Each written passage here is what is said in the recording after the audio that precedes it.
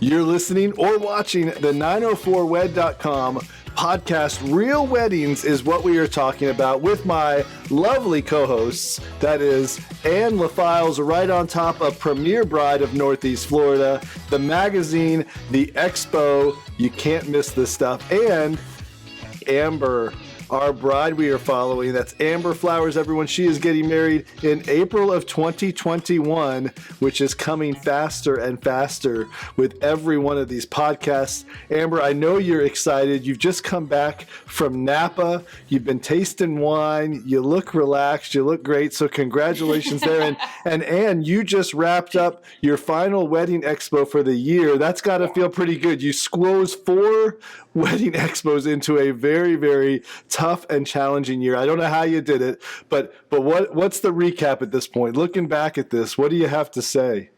Wow. I mean, I really have to say that the Northeast wedding professionals are the best wedding professionals in the entire country, because I honestly do not know of any other wedding expos that are being hosted anywhere in the USA.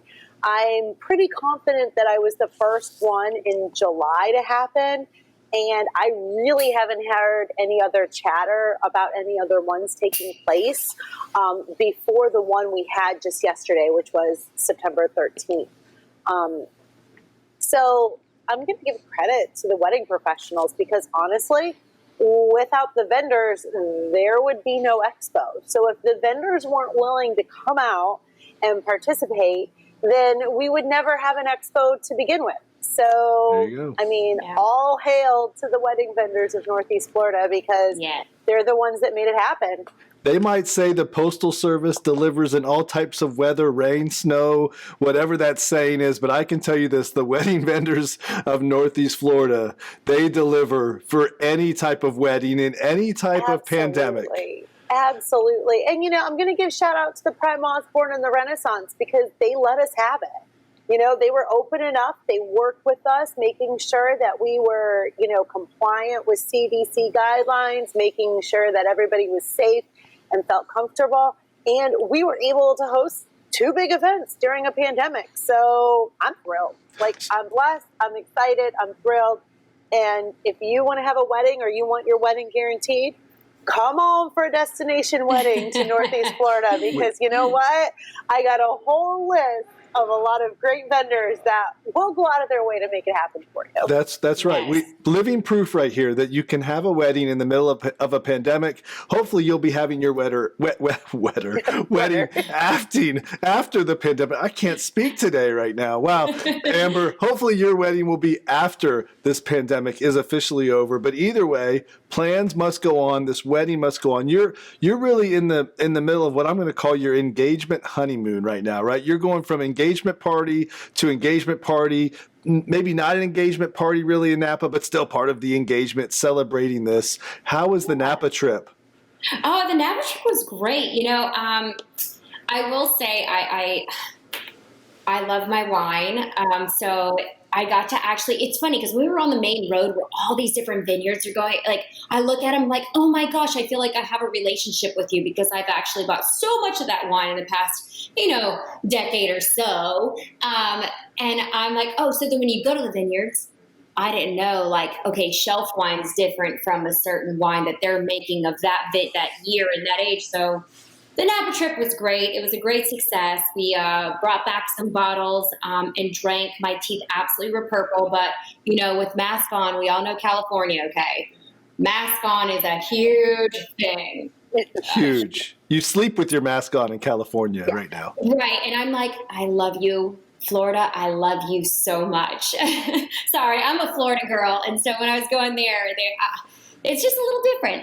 It was a great trip, though. I got to witness an engagement. I got to be on the other side. I've got to ask, you know, was this an official wedding expense? Were you tasting wines for your actual wedding day, or is there not going to be any connection here? Well, I don't think there's much of a connection. Okay, so I wanted to take pictures. So the connection to the wedding is that we got to take our engagement pictures because they had to be canceled so many times because it was supposed to be in Ohio. That was canceled, rescheduled. It was supposed to be so. Yeah, the expense of it is like we found an awesome photographer out there randomly, and Stop. How do you just find a random photographer? You didn't just find them on the street corner. You must have gone through some process to find them. Right. So the process. I know I've said this in previous episodes of how important social media and connecting is. I find immediate information out when I hashtag something. So right now, unfortunately, California is going through the fires. We've all heard about it. So I was hashtagging Napa Valley because we were going to go. Unless they canceled our flight, we were going to go. So how I found her was I was hashtagging, and I saw a picture that I loved, and I contacted her. I said, hi, she advertised as a photographer. She used that hashtag, that social media platform that we all need to take advantage of because it's free. So she got paid, though, for a great photo shoot. I found her. We met up. We linked up. We started in downtown Napa, and then we worked our way up to the valley and into it and to vineyards. We asked about permits and this. But the good thing that worked out was I toured the vineyards before, so I knew which ones were, okay, the lighting's this way, the smoke, some of them that were so stunning, but you couldn't see anything because of the smoke. You couldn't really capture. Right. Yeah. So that's how it kind of worked out. And she is, believe it or not, she is new into photography, relatively new. And she just she killed it. So that's how I found her, with social media. I didn't go into reviews or do any of that. I wanted to see live what it looked like, what was going on. You click on recent, and that's how I found her. I'm not surprised at all by this at all, Amber. But I'm going to ask, are you going to share some of these with us, or are you holding on to these? Is there a surprise element? So this week, I just got back, but I leave Thursday to Ohio to meet some of Chris's family, and then also to celebrate our engagement party that we had to reschedule. So I am actually going to give them some of the first looks, and they're going to be the one to pick out some of the photos for things that we use. I love it. Way to incorporate. Our love is on fire. Good one. Good one. I love that. Fire. What's that other song? Taking advantage of the scenery in California right now, unfortunately. Right. Okay. So when we were landing, I don't mean to go too far into this though, but when we were landing, I posted a video, which now the link is up on my Instagram and all my social media. So you get to not only listen to it, but I'm going to send in pictures. So follow both of them. But when we were landing, right, the sky was so orange that it was shining through all the windows of the plane, and somebody behind us said, is this what it's like in hell? And I was like, oh God, not today. I haven't even had wine yet. So it was so orange because we landed into San Francisco and then drove, which was not too far of a drive. And the drive was beautiful. And we only saw one fire on the side of the road with, that was being put out. But anyway, it was orange. I mean, it was only 4:00. And it was almost like it was, when it rains in Florida, and then it has that sunset on it. So it has this very vibrant orange to yellow, almost like amber. Go figure. Go figure. Anyway, no, it really did. It was kind of eerie, but it had this weird, it was very beautiful. So that's what we landed into. Okay. Well, I'm glad you enjoyed your trip. We got a warm I'm glad welcoming. We are full of puns today. Full of puns on this episode of the podcast. No doubt about that. So this photographer, you actually had your photographer show you the live previews on her camera, unedited, the raw versions. Yes. On her, when we were shooting, I actually, it's a different way of shooting now. If you think about it, everything that's COVID, you don't meet face to face. Obviously she's in California. I sent a few ideas to her. Here's my outfits. Here's what I'm looking for. And she already had that mood that we previously talked about in other episodes. I think in the first, maybe the third episode, I was talking about the mood of a photo and how important it is to capture kind of what the mood you are looking for.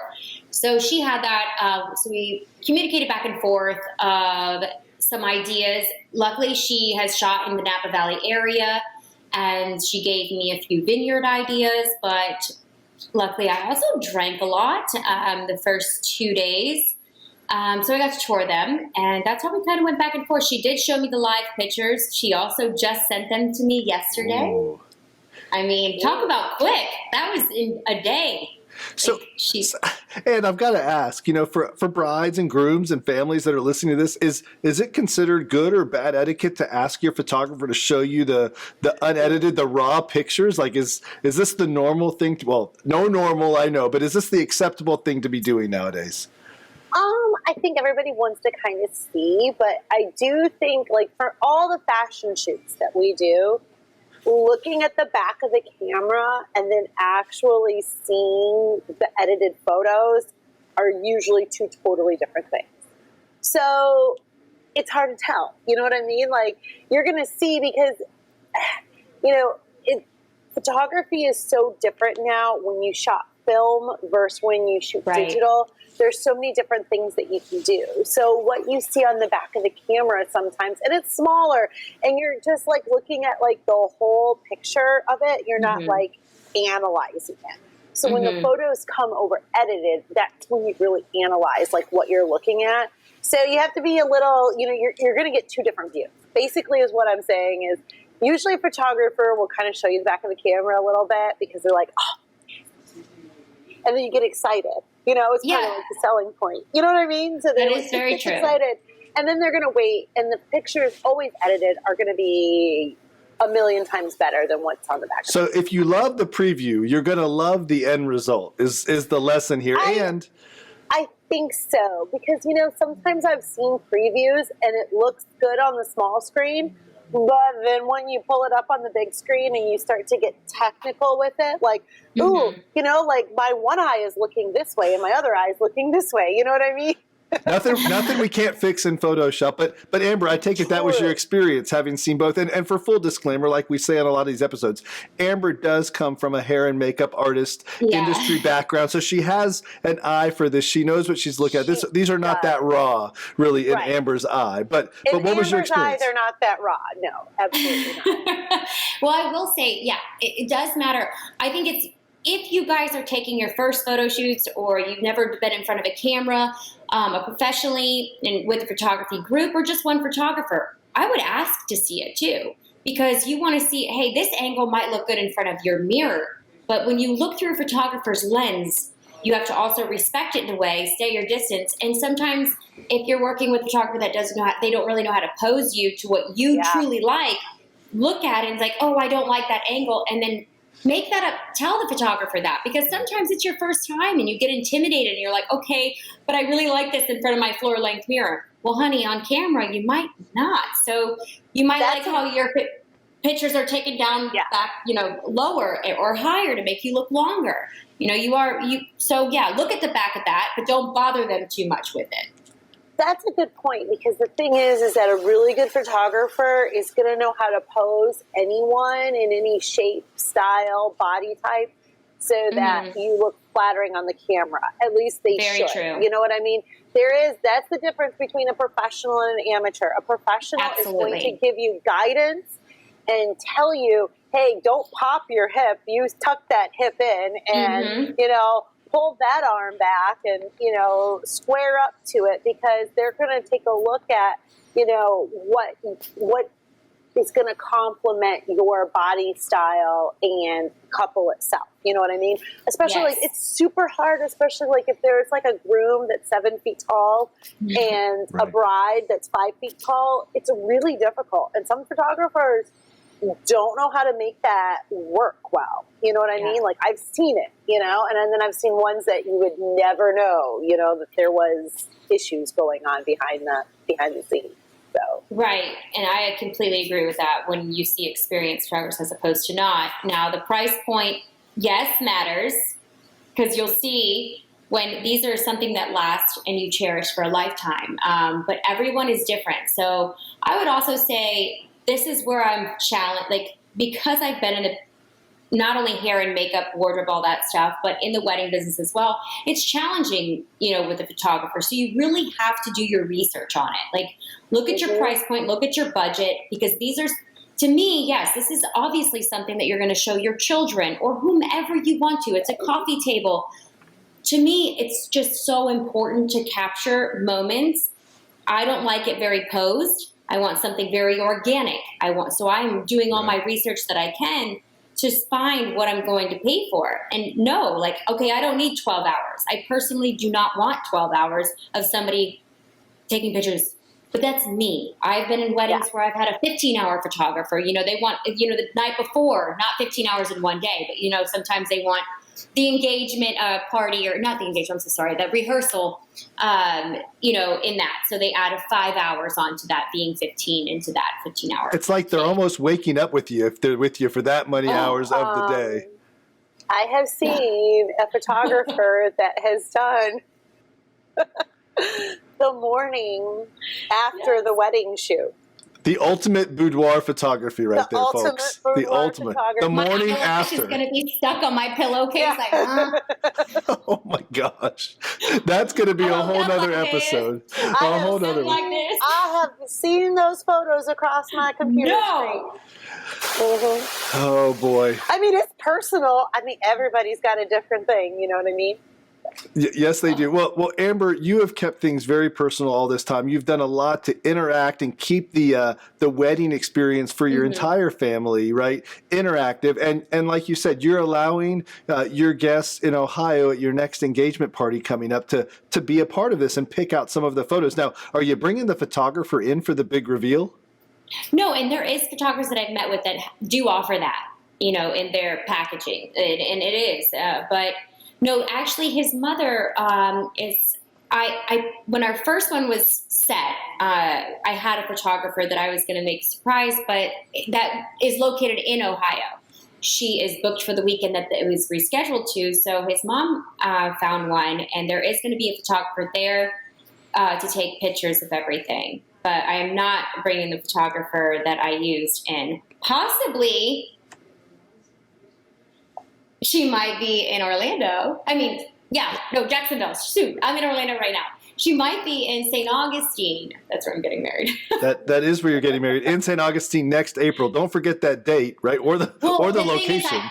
I keep saying Jacksonville because it's like home, and it's not, to me, it's not too far away. So the photographer in California, she's like, oh, it's St. Augustine or Jacksonville? I kept doing that. And I'm like, okay. It's St. Augustine. It's officially set, but I always think it's our neighbor, so it's like right there. Right. Northeast Florida. It's kind of like San Francisco, Oakland. I mean, it's all part of the same region. Oh my dear. But don't let those people ever know that. We're talking about football, no. So she might be making it over. I've got to ask, how are you weighing that decision? It's not coming down to cost, I have to assume. There's no way that bringing a photographer from another part of the country is going to be less expensive. Or is that part of the equation? Or is this all about, that she is your look and feel, or he is your look and feel? Wes, that's actually a really good. And if you want me to be really honest, it would actually, for some of the quotes that I've recently have had, it's cheaper for me to fly her in and pay for her stay. Yeah. And you're a wedding expert. Now I know you've got vendors and this market really well. Does that surprise you? Is this normal? Wedding photography is across the board. I mean, there are people out there that charge what some people would say would be a lot of money, but there are people that gladly pay for it. I mean, it just totally depends on the bride, what she's looking for, the connection that she has with, the photographer, what they're looking for. I mean, there's celebrity photographers that take amazing pictures that charge $50,000 for a wedding, and people will pay for it. So yeah, but that's to a celebrity. You're like a celebrity, Amber. You're a little bit of a celebrity. Well, let's write that check, though. I don't have a celebrity kind of budget. No. I mean, but I'm just saying that, I know photographers in this market that have charged $50,000 for a wedding. In this market, just people who live in this market. And they've made it off of the photography and off of the photo albums. So there's a photographer for every budget. It is a rich price point, And there are There's a wedding people planner that, for them, too. and there are people that are willing to pay for it. You know what I mean? So it just depends. And it really comes down to where everybody values certain things. You know what I mean? Like some people, Right. you know, everybody's got a budget, and you carve that budget out for each individual item of your wedding. And sometimes in one aspect, you're going to spend hardly anything on your wedding because it's not that much important to you. And others, you know, whether it be the name brand of the dress, you know, people will spend $20,000 on a wedding dress because there's a name brand behind it. You know what I mean? And it's the same for any other element of your wedding, in my opinion.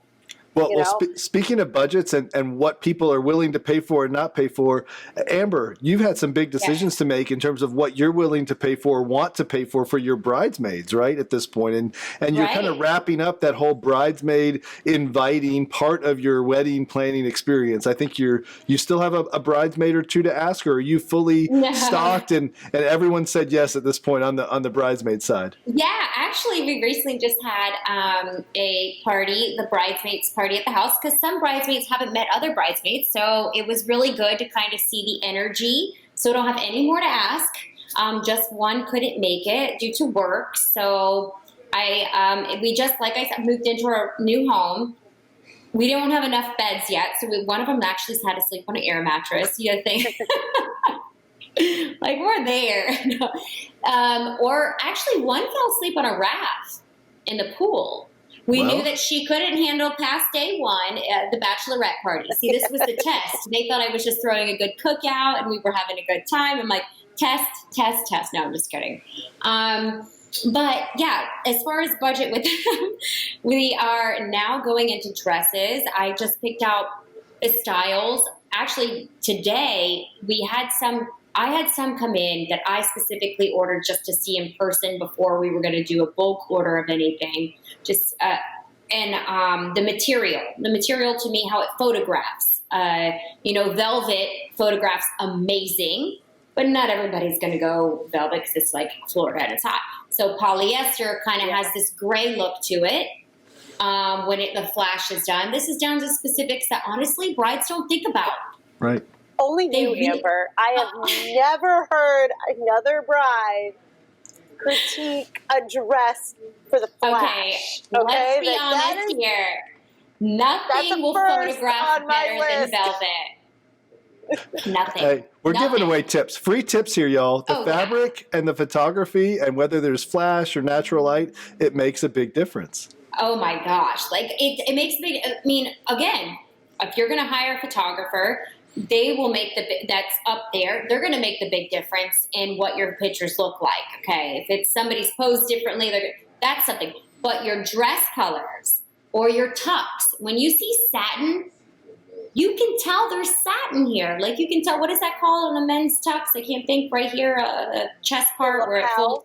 Lapel, thank you. So when it's satin, you can obviously tell. When it's velvet, you can obviously tell. There's a shine back to it. So it depends. If you're gonna sit there and wear a tux with the lapel being satin, match it to the girls. Hey, great advice. Well, I would say this too. I would say the most important thing though is not the fabric; it's the undergarments on the dress. Oh my! Really? Because you can have some stunning bridesmaids, and you can pick some fabrics that are more forgiving than others, but it all comes down to the undergarment because there is one style of dress which I will not name, but it does not look good on 80% of the people, and for some reason, all the brides think it's the most amazing dress. I know exactly what dress put you're on talking. all their bridesmaids because you can kind of shape it to whatever you want it to be, and it's not pretty on a lot of people. And we're not advising people to go commando with their bridesmaids dresses. Okay,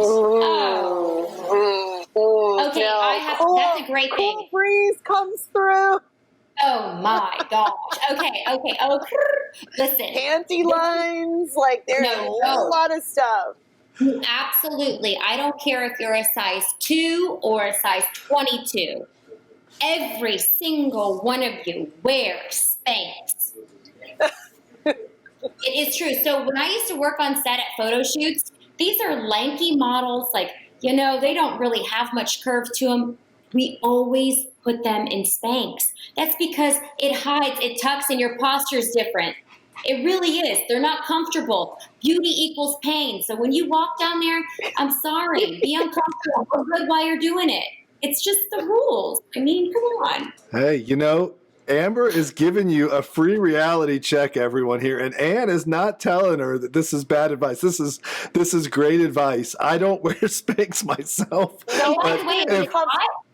No one's going to be comfortable at Amber's wedding, but damn, the pictures are going to look good. You're going to remember you were comfortable. You just won't remember feeling it. You're going to look at those pictures and thank Amber. You're going to say, yes, This is my new profile picture because I've never looked so good before. Wow. Well, no one can accuse us of not being real here on this podcast. Speaking of real, you've got a very real engagement party coming up. You've delayed this and delayed this. You're meeting some of your fiance's family for the first time, which, is no secret. What's going on with this? Do you have any part in the planning, or is this all being planned for you and you're just showing up and enjoying yourself, Amber? So I've never been to the Midwest. It's first time going. His family has a lot of land out there and farms and tractors. So I know how bougie I sound. I actually love that. I love kind of farming, four-wheeling, getting on, putting your hair up in a ponytail. But then I just found out this one thing that it's going to be like 30 degrees. And I was like, oh, yeah. Well, bonfire. Campfire. Actually, they have a bonfire planned.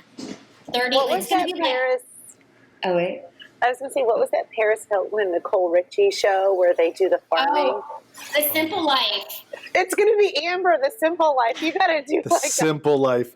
No cow tipping. No cow tipping in the Midwest. All right, Amber. That's not cool. All right. Oh. But that's going to be a great time. And as we wrap up today's podcast, we're coming short on time, unfortunately, but there are many more podcasts to go as we creep ever so closer to your wedding that everyone is looking forward to. What is coming up next for you? What's on your mind after you kind of wrap up the engagement season here, if you will? Well, so I'm going going back to Jacksonville, and I am going to make a visit to Chandler and set up some tables. Like I'm going to can I give this away? The Pompous. That's all I'll give away is going to come in. Some personal items are coming in. So we're going to set up the table and kind of, I'm going to be doing behind the scenes video for everyone to see. And also I'm going to show what I saved on and what I did myself months ahead of time to save as well. I love it. I appreciate you sharing so much. Not every bride wants to share all this. Not every bride is this much of a planner. Sometimes they have to hire help, and there's nothing wrong with hiring a wedding planner out there. I love my wedding planners. No. But I also like to be hands-on too. So this is a great lesson for everyone of how to do that. So we have plenty more coming up on future episodes of the 904wed.com podcast. Amber, Ann, thank you so much for being a part of this today remotely. One of these days we might do all this in person, but Amber's down in Orlando, Ann's in St. Augustine somewhere, right? Yourself and Fruit Cove. Sorry, that's in between Jackson and Augustine, and I'm up here in Jacksonville. So I appreciate you guys being a part of this podcasting experience, and we want you guys to subscribe and follow this wherever you're watching it. Follow us because every week we are adding more and more content out there, and there is plenty more content to come, especially as Amber is going to be teasing us with some previews of what she has coming up for her wedding. So everyone, we will see you on our next podcast. Thank you so much for watching the 904wed.com podcast, brought to you by jackshomes.com and Premier Bride of Northeast Florida. We will catch you on our next episode.